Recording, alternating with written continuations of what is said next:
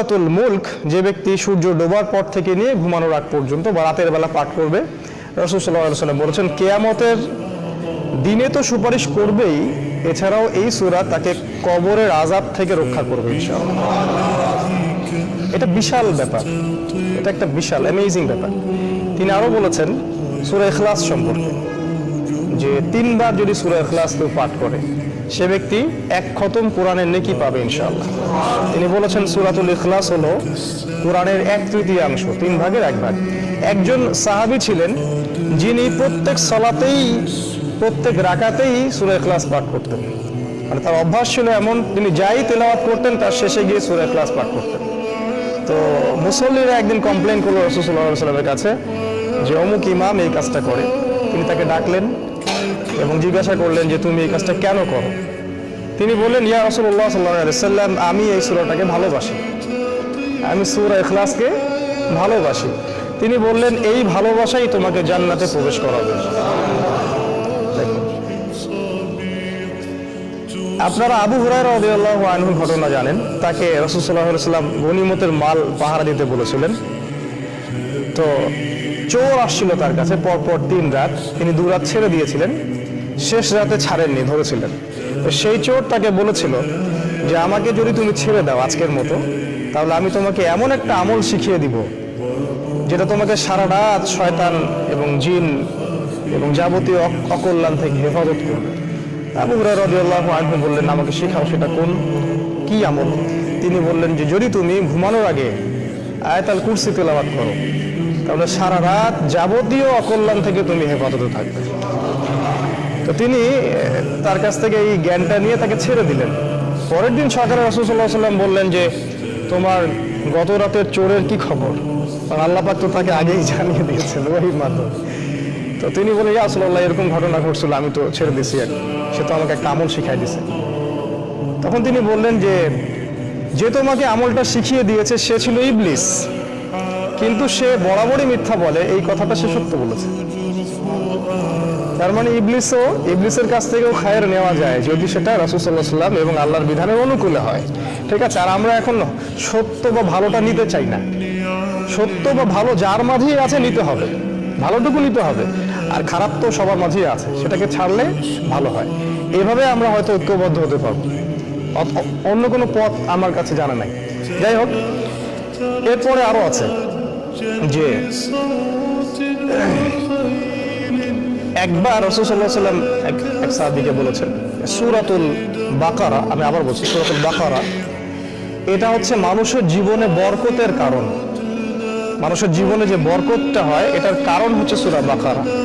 আর যখন এটা মানুষ তেলাওয়াত করা ছেড়ে দিবে তখন তার জীবনে খাসারা নেমে আসবে, বরকতটা উঠে যাবে। একটু খেয়াল করে দেখবেন আমাদের জীবনের মধ্যে বারাকা আস্তে আস্তে উঠে যাচ্ছে কিনা। এটা অন্যতম একটা কারণ হচ্ছে এই যে আমাদের সাথে সূরা বাকারার সম্পর্ক নাই।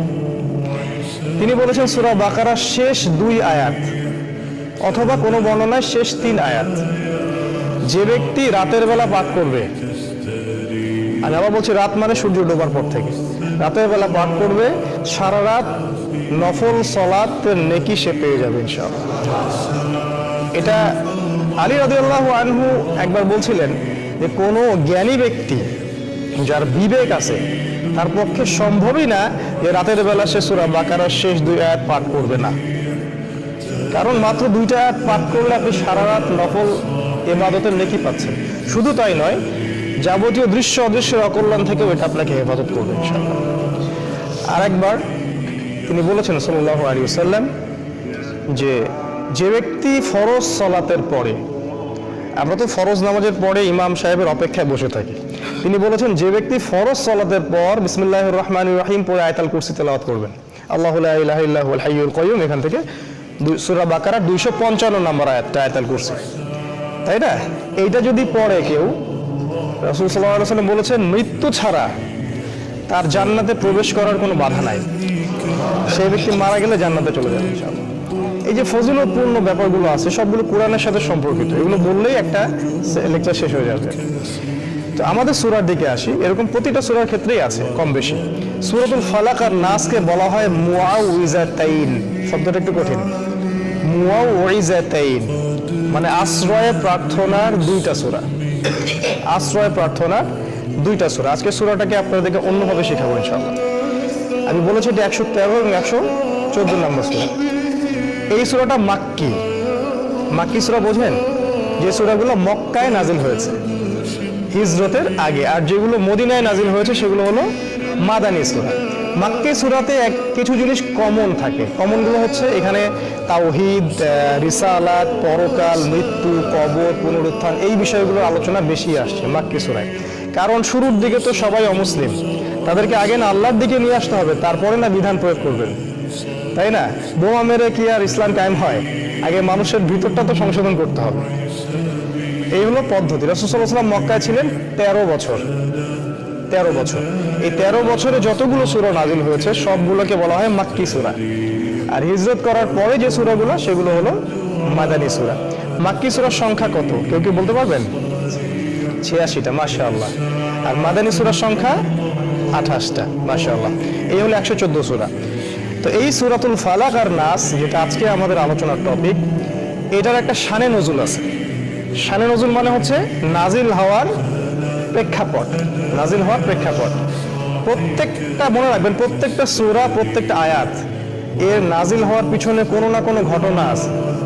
শুধু তাই নয়, যে হাদিসগুলো আমরা জানি এই হাদিসগুলোরও শানে নজুল আছে, এই হাদিসগুলোরও শানে নজুল আছে। তো এখানে আপনাকে খেয়াল রাখতে হবে যে যে আয়াত বা যে সূরা আপনি পড়ছেন তার পিছনের ঘটনাটা কি, কোন প্রেক্ষাপটে এই আয়াত বা এই সূরাটা নাজিল হয়েছে। যদি আপনি এই পুরো গল্পটা না বোঝেন তাহলে কোরআনের আয়াত দিয়েও আপনি বিভ্রান্ত হতে পারেন। যেমন অনেক ভাই আমাদের জিহাদের আয়াত শুনে কিন্তু বিভ্রান্ত হয়ে যাচ্ছে। আর অনেক ভাই আছেন যারা হাদিসের কোন হাদিস কোথায় প্রয়োগ করতে হয় সেটার জ্ঞান হারিয়ে ফেলছেন। এখন দেখা যাচ্ছে গরুর মাথা ছাগলের লেজে আর ছাগলের মাথা গরুর লেজে লাগানো হচ্ছে। ঠিক আছে, এটা সমস্যা। তো এই জন্য শানে নজুল জানার দরকার আছে।